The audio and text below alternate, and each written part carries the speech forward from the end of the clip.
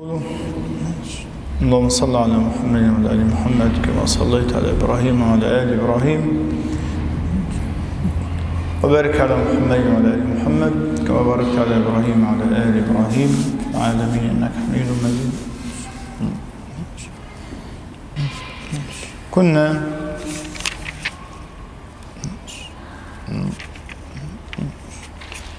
في الباب التاسع من أبواب الصلاة، وهو صلاة أهل الأعذار. تكلمنا عن صلاة المريض والقصر، قصر الصلاة في السفر، ثم بقي آخر مسألة وهي الجمع بين الصلاتين، وبها تختم أبواب الصلاة.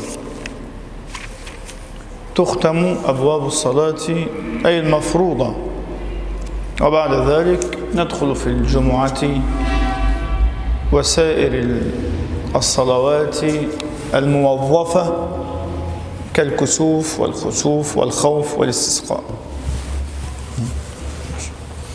ولكن بين يدي آخر مسألة كنا ذكرنا أننا سنراجع سريعا على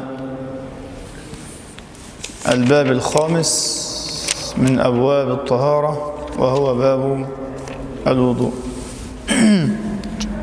إن الوضوء لغة جميل، وشرعا استعمال الماء في هذا الأرض الوجه واليدين. تمام، جميل. حكم الوضوء واجب، أكيد واجب. حكم الوضوء واجب لمن أحدث، قوله تعالى: يا أيها الذين آمنوا إذا قمتم إلى الصلاة فاغسلوا. فالمراد إذا قمتم إلى الصلاة ولستم على وضوء فاغسلوا، بدليل قول النبي صلى الله عليه وسلم، بدليل قول النبي صلى الله عليه وسلم في الصحيحين: لا يقبل الله صلاة أحدكم إذا أحدث حتى يتوضأ. ولمسلم: لا تقبل صلاة بغير طهور.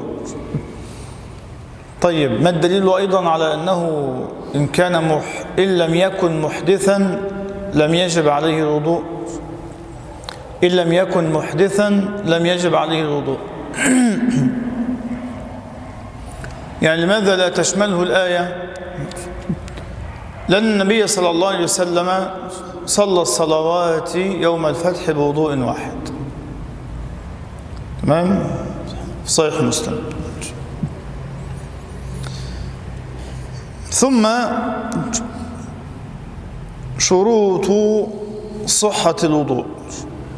شروط صحة الوضوء، طبعا ممكن يختلف العلماء في كون الشيء شرطا أو ركنا.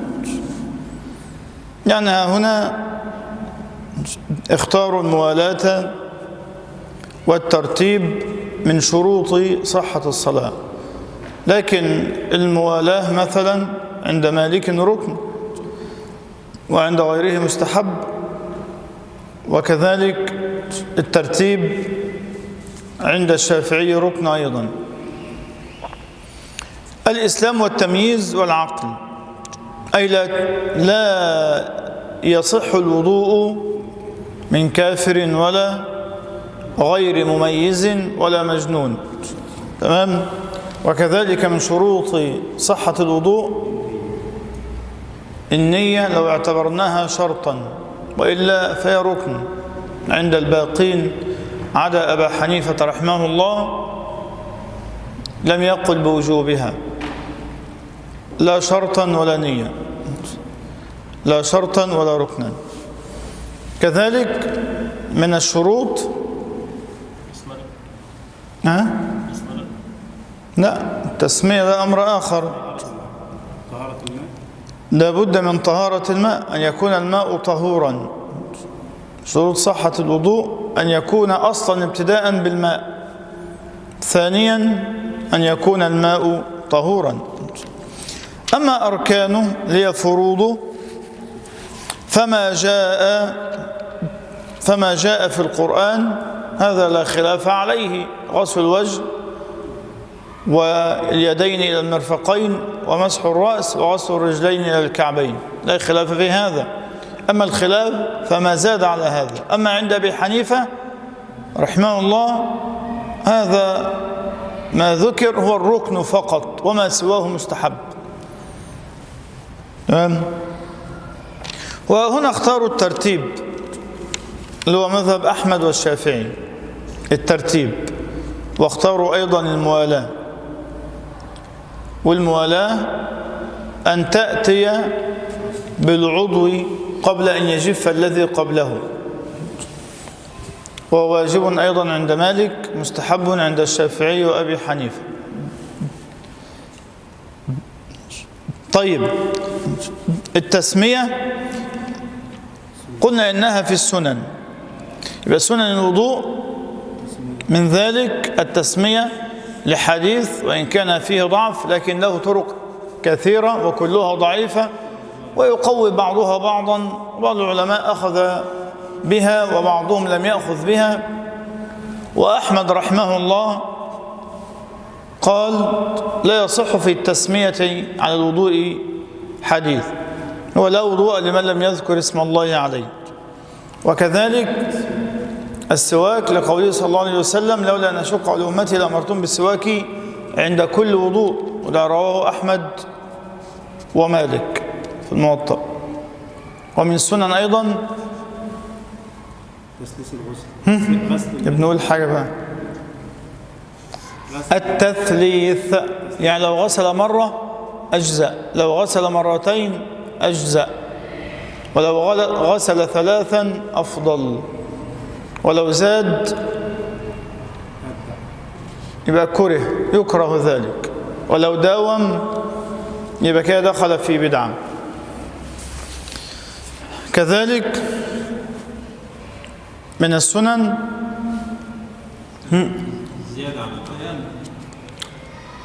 البداءة باليمين. تمام، البدء باليمين، ولو بدأ بالشمال أخطأ أو أساء ووضوءه صحيح. كذلك من السنن ماشي تقليل الماء، عدم الإسراف في الماء. تمام. لكن من المكتوب يعني من الموجود في الكتاب، من الموجود في الكتاب المبالغة في الاستنشاق والمضمضة إلا للصائب، وتخليل اللحية الكثة، التخليل. تمام. طيب، قلنا يستحب الذكر قبل الوضوء، ألا يستحب بعد الوضوء؟ أشهد أن لا إله إلا الله وحده لا شريك له وأشهد أن محمدا عبده ورسوله. وإن زاد اللهم اجعلنا من التوابين واجعلنا من المتطهرين فحسن. طيب، نواقضه سريعا. الخارج من السبيلين، كل شيء يخرج من السبيلين. الردة عند أحمد ماشي، لكنهما ها هنا اختاروا الردة على مذهب أحمد. مس الفرج. تمام. مس الفرج على خلاف فيه، لأن طبعا كنا قد فصلنا المسألة قبل ذلك. تمام. يبقى الخارج من السبيلين. وذكرنا قبل ذلك أيضا أن هناك شيئين أجمع العلماء عليهما وما سواهما مختلف فيه. ما هما؟ الخارج من السبيلين خروج شيء من السبيلين، لكن هنقول مش خروج شيء، هنقول ايه؟ البول أو الغائط أو الريح. ليه؟ للاحتراز عما يخرج من الدبر على غير عادة. كالحصى والدود ونحو ذلك، فهذا عند جماعة لا ينقض. لكن لا خلاف البول والغائط والريح هذا إجماع. مسألة ثانية نوم، بس نوم إيه؟ زوال العقل بسكر أو مرض أو إغماء أو جنون. تمام؟ زوال العقل مش النوم. النوم ما فيش فيه إجماع، بل اختلفوا فيه على 8 أقوال. تمام؟ طيب، ثم على مذهب أحمد أيضا، واختاره مصنف الكتاب،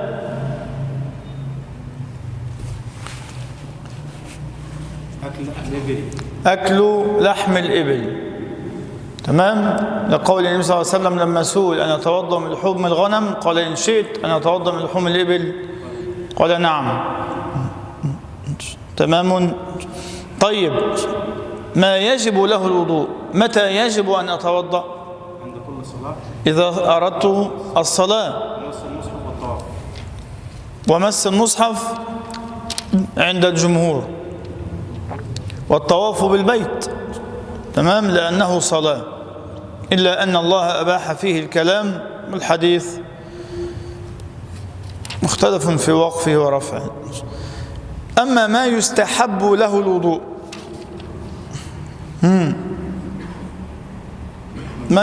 متى يستحب الوضوء ولا يجب؟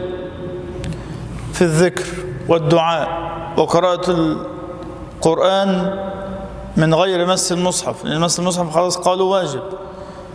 إذا أراد أن يذكر الله تعالى سواء بالذكر المطلق أو المقيد أو بقراءة القرآن أو بالدعاء، كل هذا يستحب فيه الوضوء بس. وعند النوم إذا أخذت مضجعك فتوضأ وضوءك للصلاة، حديث البراء رضي الله عنه فقط. ومن أراد أن ينام وهو جنب استحب له الوضوء. ومن أراد أن يعود إلى الجماع استحب له الوضوء، فإنه أنشط للعود. تمام؟ والوضوء قبل الغسل، الوضوء قبل الغسل مستحب، الوضوء قبل الغسل. تمام؟ وهذا فعل النبي صلى الله عليه وسلم، كان يتوضأ قبل الغسل ولا وضوء بعد الغسل. تمام؟ إن شاء الله الباب السادس نراجع عليه، والمسح على الخفين والعمامة والجبير. طيب، مسألتنا بقى، أو نقول ثانيا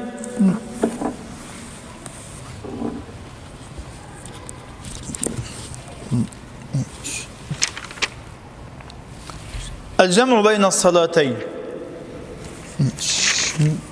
تمام؟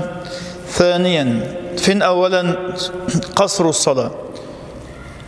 صلاة أهل الأعذار قلنا ألف صلاة المريض، باء صلاة المسافر، وتشتمل على أمرين: الأول قصر الصلاة أخذناه، الثاني الجمع بين الصلاتين. وفيه مسألتان: مشروعية الجمع بين الصلاتين، الثانية حد الجمع. طيب، في مشروعية الجمع بين الصلاتين ومن يباح له ذلك؟ يباح بالسفر الذي تقصر فيه الصلاة،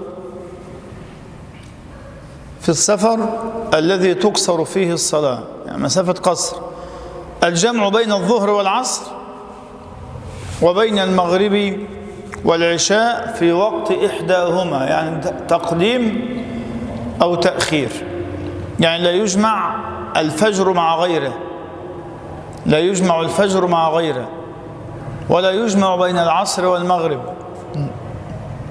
تمام؟ لكن هو فقط الظهر مع العصر أو المغرب مع العشاء. لحديث معاذ رضي الله عنه أن النبي صلى الله عليه وسلم كان في غزوة تبوك إذا ارتحل قبل زيغ الشمس أخر الظهر، قبل زوال الشمس يؤخر الظهر حتى يجمعها إلى العصر يصليهما جميعا. وإذا ارتحل بعد زيغ الشمس صلى الظهر والعصر جميعا ثم سار. تمام؟ إذا ارتحل بعد زيغ الشمس يعني بعد أن دخل وقت الظهر يصلي الظهر والعصر ثم سار. وكان يفعل ذلك في المغرب والعشاء. رواه أبو داود والترمذي وغيرهما. وسواء أكان سائرا أم نازلا، يعني سواء نازل يعني في بيت أو في مكان أو سائر في طريقه، المهم إن هو إيه؟ مسافر،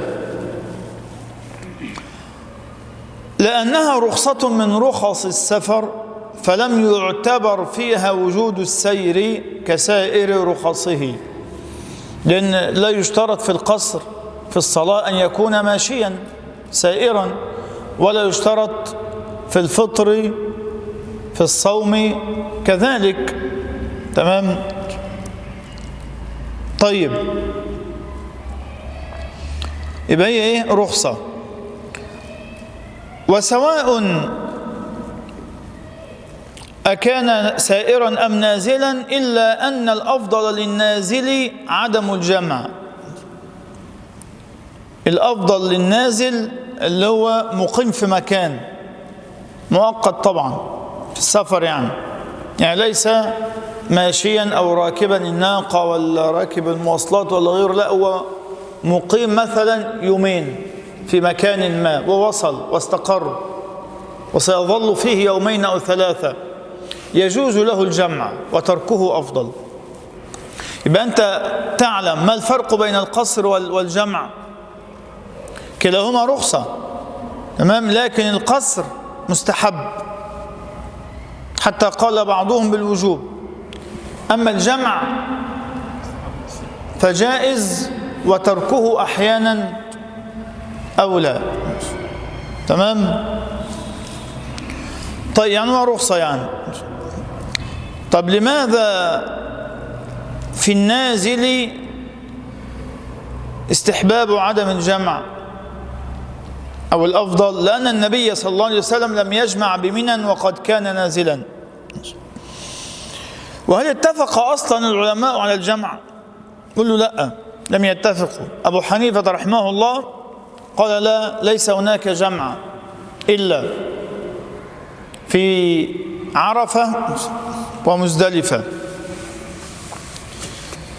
أبو حنيفة رحمه الله قال لا يجمع بين الصلاتين إلا بعرفة للحاج، مش لأي إنسان، للحاج، بين الظهر والعصر،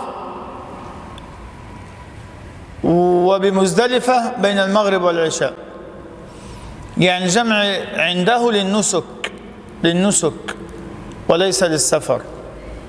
طيب، امال المسافر يبقى ايه؟ طب نعمل ايه في حديث معاذ وغيره من الاحاديث، كما في حديث ابن عباس كما سياتي ايضا، ان النبي صلى الله عليه وسلم جمع بين الصلاتين. نعمل فيها ايه؟ قال لك ده جمع صوري الصاد، لان بعض العوام يقول لك جمع سوري ازاي يعني؟ مش مصري ولا اردني حتى؟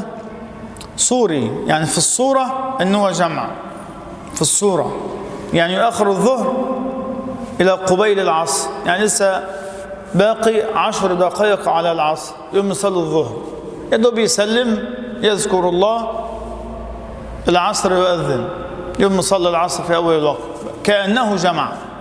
بل الذي ينظر إليه يقول لك ده يجمع بين الصلاتين، هو في الحقيقة لا يجمع، ويصلي كل واحدة في وقتها، غير أنه أخر هذه وعجل هذه.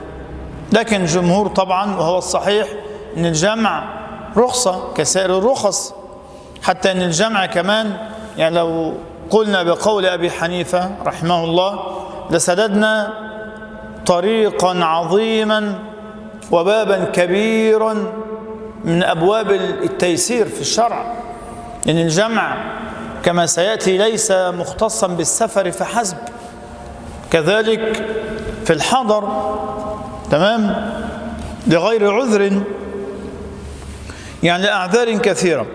ويباح الجمع لمقيم مريض يلحقه بتركه مشقة. يجوز الجمع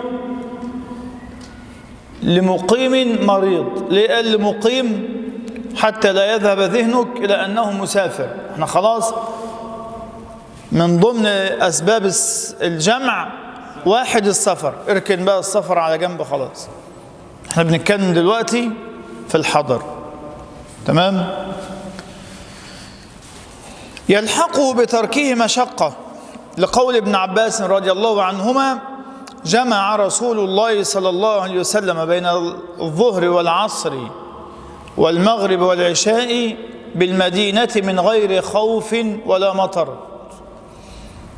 من غير خوف ولا مطر. طبعا كلمة مطر يبقى ده دليل على جواز الجمع للمطر كما سيأتي.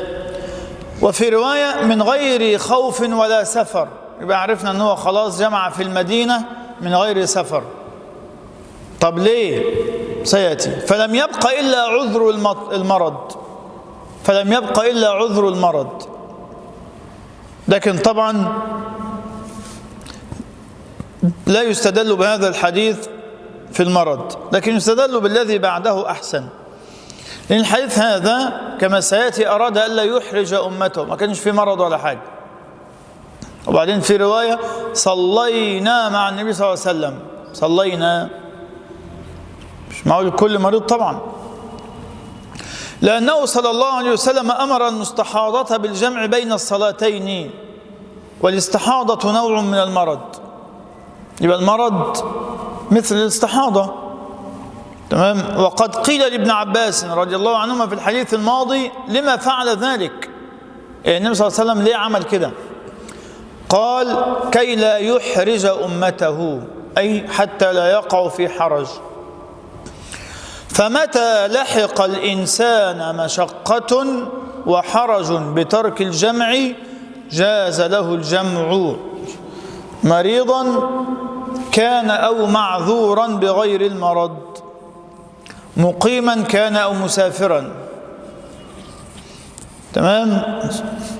طيب، يبقى معنى ذلك هل يجوز الجمع لغير سفر؟ نقول له نعم يجوز. مثل ماذا؟ مثل ذكر المرض، تمام. المرض اهو قياسا على المستحاضة، لأنه مرض. الاستحاضة دم ينزل من المرأة في غير أوانه على سبيل المرض، بخلاف الحيض فإنه ينزل على سبيل الصحة، دم فاسد. المطر الكثير الغزير الذي يبل الثياب ويلحق المكلف بسببه مشقة. المطر الشديد عموما، يعني مش مجرد بلل يسير مثلا، لا، المطر مثلا الغزير. وكذلك 2 الوحل والطين، وذلك إذا كان يشق على الناس بسببه المشي. الوحل والطين، الوحل والطين برضو نفس الكلام، يبقى فيه مشقة في المشي، فيكون رخصة أيضا للجمع. ولا بأس إذا جاء مثلا في الظهر أو في المغرب واشتد المطر في المغرب مثلا، أن يقيموا ويصلوا العشاء جمع تقديم. مثلا نصلي المغرب، بين نحن نصلي المغرب إذ أمطرت السماء واشتد المطر، هل يجوز أن نجمع الآن أم لا بد أن يكون المطر أيضا أثناء صلاة العشاء؟ قل له لا، يجوز أن نجمع الآن، ما خلاص مطره. ونحن في وقت إحداهما. تمام؟ فلا بأس بعد أن نصلي المغرب نقيم ونصلي العشاء. نصلي العشاء إذا كان المطر شديدا أو لا يزال ينزل، بنصلي العشاء ثم نرجع إلى البيوت. احنا كده خلاص الحمد لله صلينا ويغلق المسجد وخلاص. طب افرض خلاص بقى المطر توقف، نرجع نصلي العشاء تاني بعد العشاء؟ احنا خلاص صلينا العشاء، نصلي ايه؟ تمام؟ يبقى دي رخصة من باب التيسير، من باب التخفيف. وطبعا يعني الأمر لا يتكرر كثيرا، يعني كم مرة يعني في السنة تمطر شديدا في وقت المغرب؟ قليل.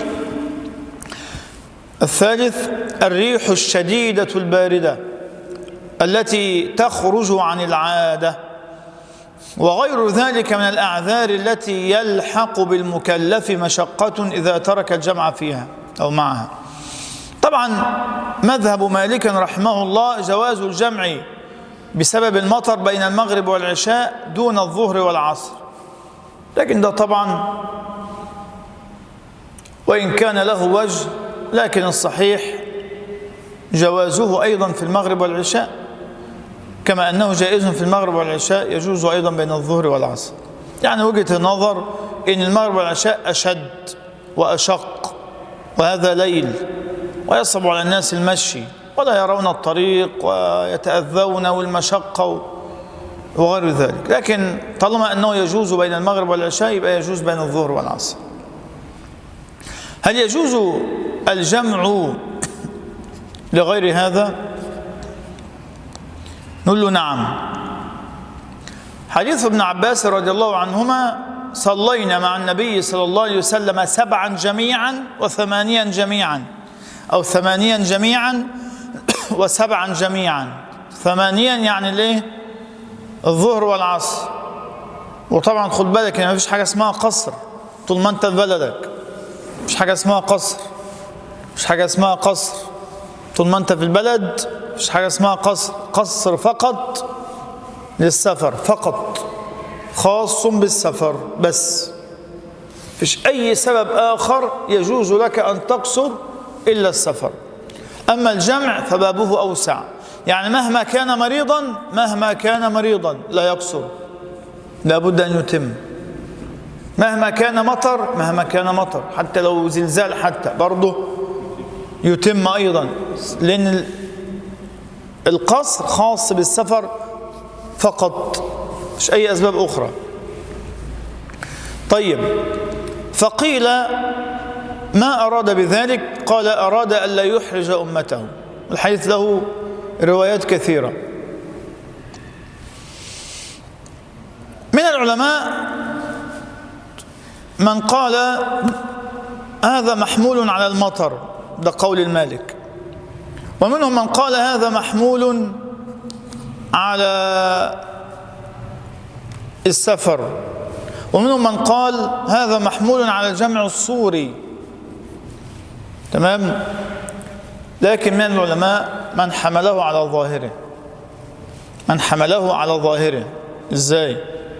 قالوا يجوز الجمع في الحضر للحاجة مطلقا بشرط ألا يتخذها عادة. يعني الزنق في أي شيء في يوم من الأيام، في أي عمل، في أي شغلانة، في أي مشوار، وشق عليه أن يصلي الصلاة لوقتها، هل يجوز أن يجمع بين الصلاتين؟ نقول له نعم، يجوز أن يجمع بين الصلاتين بشرط ألا تكون عادة.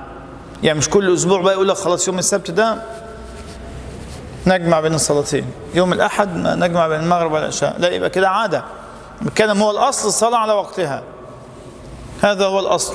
لكن في وقت من الأوقات شق عليه الصلاة على وقتها، كان في أمر ما، كان في عمل ما، كان في حتى عنده امتحان مثلا، طبيب، عملية خطيرة ولا غيره مثلا، مشوار شق عليه أن يصلي الصلاة على وقتها، وهذا طبعا يعني لا يتكرر، فينوي الجمع. ينوي الجمع حينئذ للحاجة مش للضرورة. فرق بين الحاجة والضرورة. للحاجة بشرط ألا يتخذها عادة، وهذا من باب التيسير والتخفيف، ويناسب قوله صلى الله عليه وسلم أراد ألا يحرج أمته. هذا مناسب ونفعله أحيانا، وكم فيه من التيسير انك تكون في مشوار او بتاع او في امر ملم او مهم تنوي الجمع بين الصلاتين كل شهر ولا شهرين ولا 3 شهور مره، يعني ليست عاده.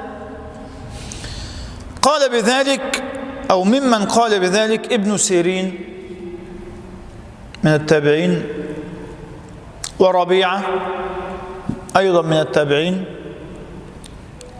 ربيعة الرأي اللي هو ربيعة بن أبي عبد الرحمن شيخ مالك، وأشهب من أصحاب مالك أشهب بن عبد العزيز مصري، وابن المنذر إمام كبير من الشافعية، والقفال الكبير الشاشي أيضا من الشافعية. وحكاه الخطابي عن جماعة من أصحاب الحديث، حكاه الخطابي عن جماعة من أصحاب الحديث.